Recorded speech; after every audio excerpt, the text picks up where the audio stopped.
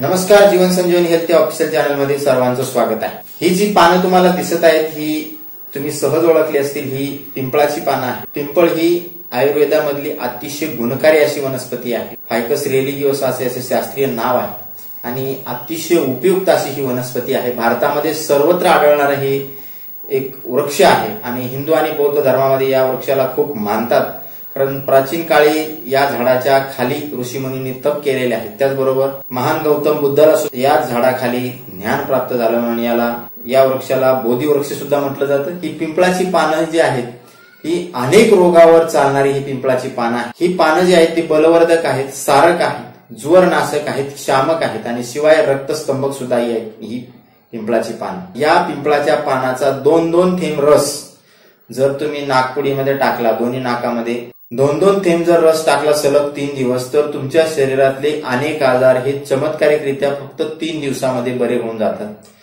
बऱ्याच जणांना नाकातून रक्त येण्याची समस्या असते। उन्हाळ्यामध्ये नाकातून रक्त येतं, त्याला घोळणा फुटणं असं म्हणतो आपण।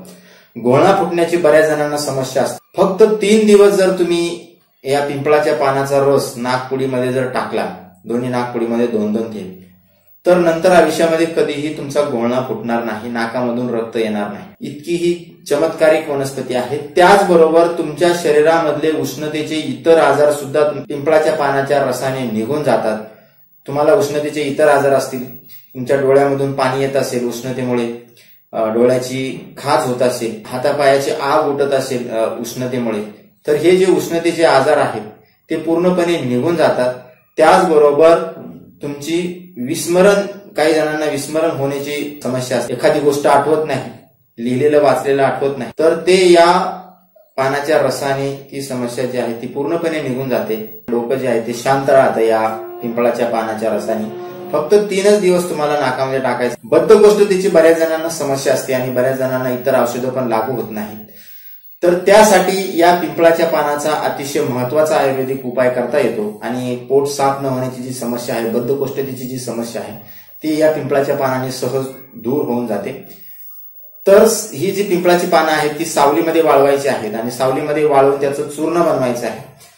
चूर्ण बनवल्यानंतर त्याच्यामध्ये गुळ मिक्स करून त्याच्या गोळ्या बनवायच्या आहेत। साधारणतः वाटण्याच्या आकाराच्या त्याच्या गोळ्या बनवायच्या, म्हणजे साधारणतः तुम्ही जर त्याची 50 ग्रॅम पावडर बनवली असेल तर त्यामध्ये तुम्हाला 50 ग्रॅमच गुळ घ्यायचा आहे। समप्रमाणामध्ये पावडर आणि गुळ घ्यायचा, त्याच्या गोळ्या बनवायच्या आणि ही एक गोळी संध्याकाळी दुधामध्ये, 1 ग्लास दुधामध्ये ही एक गोळी टाकायची आहे, हलवायला चांगलं खलून घ्यायचं आहे आणि प्यायचं आहे। असं जर केलं तर सकाळी दुसऱ्या दिवशी तुमचं पोट जे आहे ते पूर्णपणे साफ होतं। सलग 10 दिवस केलं तर ही पोट साफ न होण्याची जी समस्या आहे, बद्धकोष्ठतेची जी समस्या आहे ती पूर्णपणे निघून जाते आणि नंतर तुम्हाला पोट साफ न होण्याची समस्या राहत नाही। बऱ्याच जणांना जुलाबाची समस्या असते, खाल्लेलं पचत नाही, खाल्लं की सारखं जुलाब होतात, तर त्यांच्यासाठी सुद्धा ही पिंपळाची पानं अतिशय उपयुक्त अशी ही पिंपळाची पानं आहे। त्याची हे एक पान, पिंपळाचं पान छोटंसं घ्यायचं, एक कवळं नवीन पालवी आलेलं जे पान असतं छोटंसं,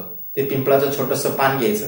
त्यामध्ये 2 पानं कोथिंबिरीची घ्यायची, 1 पान पिंपळाचं, 2 पान कोथिंबिरीचे, आणि त्यामध्ये साखर टाकायची आणि हे तिन्हीला चावून चावून त्याचा रस गिळायचा आहे। पूर्णपणे ते हळूहळू गिळून घ्यायचा आहे। जर तुम्हाला डिसेंट्री लागलेली असेल, एकदा जरी तुम्ही हा उपाय केला, जरी तुमची जी डिसेंट्री लागलेली आहे ती तात्काळ थांबून जाते। पिंपळाची पानं हृदयरोगावर अतिशय गुणकारी असतात। हृदयरोग ज्यांना झालेला आहे किंवा होऊ नये असं वाटत असेल, तुम्हाला हृदयरोगाची भीती वाटत असेल, छातीमध्ये धडधड होत असेल, तर त्यासाठी ही पिंपळाची पानं अतिशय उपयुक्त आहेत।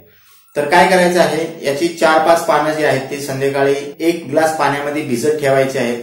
अशा पद्धतीने तुम्ही तोडून पण ठेवू शकता, असे जरी ठेवले तरी चालतात। सकाळी पानं बाजूला काढून टाकायचे आणि हे पाणी जे आहे ते गाळून घ्यायचं आहे आणि हे जे पाणी आहे ते सकाळी 1 कप, दुपारी 1 कप आणि संध्याकाळी 1 कप, जेवणाआधी किंवा जेवणानंतर कधीही घेऊ शकता। जेवणाच्या आधी घेतलं तर उत्तम। तर सलग 21 दिवस जर असं केलं तर हृदयामधलं ब्लॉकेज सुद्धा याने निघून जातं। त्याचबरोबर छातीमध्ये धडधड होण्याची जी समस्या असते ती सुद्धा याने निघून जाते। त्वचा रोग होतो बऱ्याच जणांना आणि हे त्वचा रोग विविध प्रकारच्या क्रीम लावून सुद्धा जात नाही, त्यांच्यासाठी सुद्धा ही पिंपळाची पानं अतिशय गुणकारी असतात। पिंपळाची कवळी पानं घ्यायची आहेत, चांगले त्याला चुरगळून घेतल्यानंतर त्याच्यामधून चिकट असा रस निघतो, हा चिकट रस ज्या ठिकाणी तुम्हाला स्किन इन्फेक्शन झालेलं आहे त्या ठिकाणी लावायचा आहे. सलग 7 दिवस तुम्ही अशा पद्धतीने इन्फेक्शन झालेल्या भागावर ही पिंपळाची पानं लावा.